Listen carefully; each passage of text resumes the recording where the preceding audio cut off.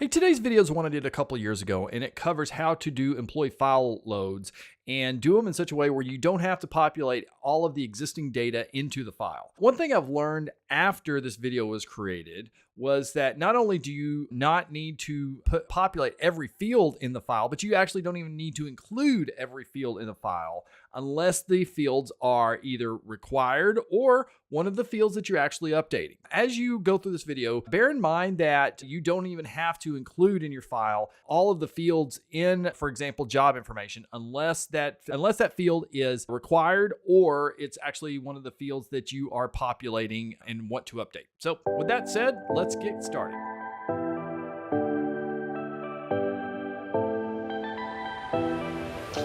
Okay, in this session, we are going to talk about the steps involved in uploading employee data into the system, particularly after go live. So the use cases for this would be things like, let's say that you had a mass number of promotions that you needed to put in the system, or something else where it just makes sense to get a spreadsheet and do an upload that way, as opposed to some other methods such as mass change or mass change for metadata objects, which are a couple of other videos that I have out there. But in this session, what we're going to do is we're just going to talk about the simple way that you can do uploads via spreadsheet. What we're going to do as our example, and it's a real simple example, is I am going to update the cost center on this employee, Arthur Smith, but instead of going in and doing it through the front door, I'm going to update using spreadsheets, and I'm going to show you how easy that process can. What I'm going to do now, as you can see, first, I'm just going to scroll down and let you see the cost center now. You can see business COOs is the cost center that this is in. But now I am going to download the template that we are going to need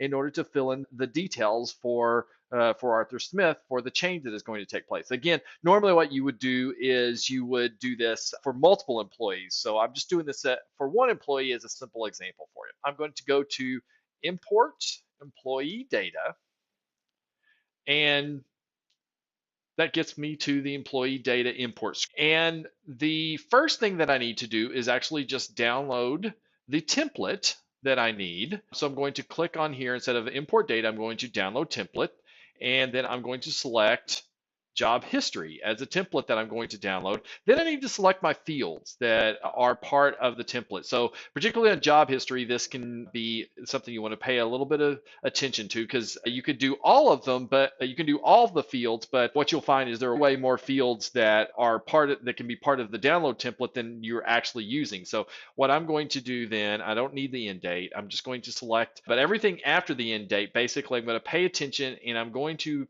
stop checking off things once I get to the end of the known fields that I'm using. If you're familiar with your job history, your job information section, you'll probably get a good sense pretty quickly on which fields you're actually using. So we're just going to select the ones that we're actually using.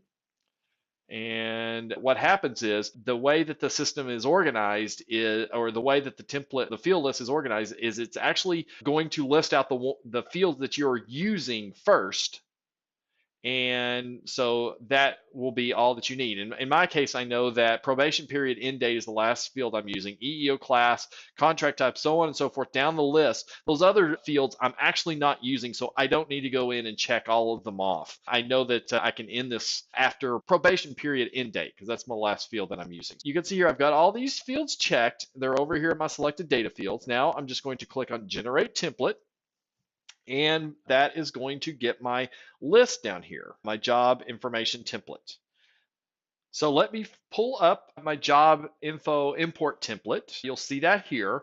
And now I need to start populating the template. And you notice there's a lot of fields here. And so the question is, how do I get all of the data that I need to populate this? Because I don't want to leave a whole bunch of things blank, and then all of a sudden when I do the import, all of the employees' existing data goes away. The good news is you don't have to, because there is this term called no overwrite, and I'm going to copy it into my buffer now, and you'll see this here. It's just ampersand, ampersand, no underscore overwrite, ampersand, and basically what it says is, hey, whatever values are in that field already, just leave them in there when I do the import. And so that's what you do here. And so I'm going to put no overwrite into all of the fields that I am not wanting to make any changes. I'm going to go ahead and do that now. And in this case, again, in my simple example, I'm the only field that I'm actually going to be populating the cost center. So we'll come back to that one in a second. But I'm going to put no overwrite in almost every field. And I'm going to I'll let you see which ones I'm not going to do that on so that you know which ones need to be populated in your system as well. So I'm going to finish this out.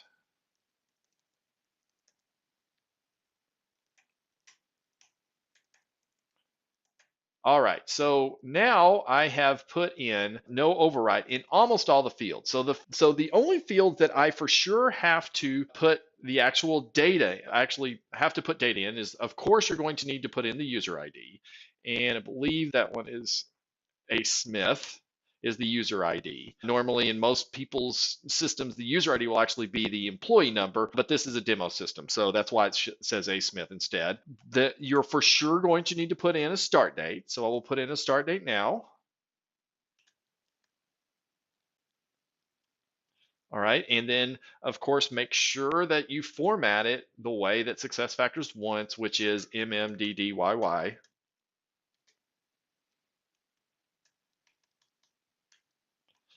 All right, and then the job title, job code, all of these things are staying the same, so I'm not going to touch them, but I am updating my cost center, so I'm going to do that now. I put that in here. You can see here now that I've got the cost center in there. All of the other information pretty much is going to stay the same. So I'm going to put no overwrite there. This number, however, is an exception. For those of you not familiar with sequence number, excuse me, for those of you not familiar with sequence number, this is a field that when you're doing the import, lets SuccessFactors know if you have multiple entries that you're importing on the same day, it helps SuccessFactors know in which order you want to put this into the system. So you would put that sequence number of 1, 2, so on and so forth. So if you're only loading one record for the day for that person, then all you have to put in is 1 here. One additional item that we also need to populate that I forgot to put in is the event reason. You can see that I'm doing that now. So we're going to change that. We're going to put in the event reason. It's going to be data cost. And so we've got the event reason populated now. Now we should be able to go in and do the import. Let's see how it goes. All right, so I'm going to go into back to import employee data.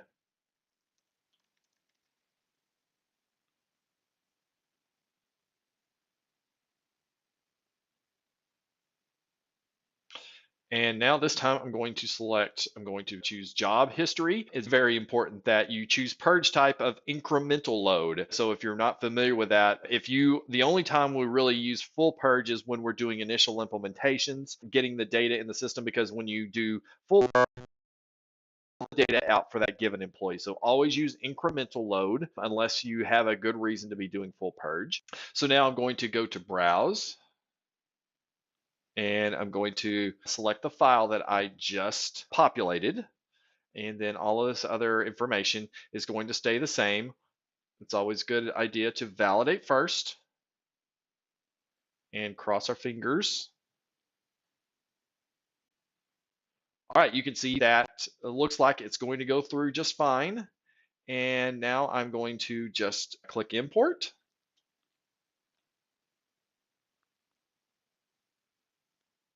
All right, so that went in successfully. Now let's go look at the results of that.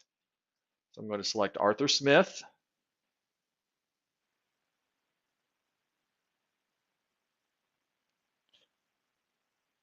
Okay, so now let's go down and look at the job information. And if all goes well, you can see that the cost center has been updated as of January 31st. Hopefully from this quick demo, you can see how you can use the no overwrite setting in the various fields and only populate the fields that you actually want to update and quickly make changes to employee data to lots of employees as needed.